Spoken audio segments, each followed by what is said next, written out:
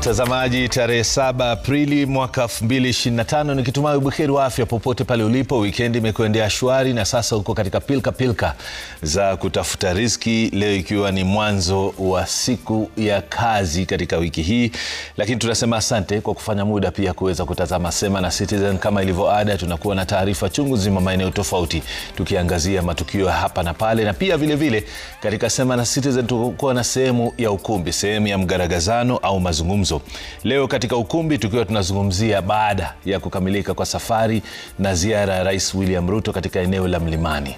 Tutakuwa tunazungumzia mengi pamoja na wangwana ambao watakuwa wageni wetu ambao tutakuwa tunawakaribisha hapa studioni. Wageni wetu kama ifuatavyo: tutakuwa naye Daktari Alan Mugambi ambaye ni mhadhiri kutoka chuo cha JKUAT.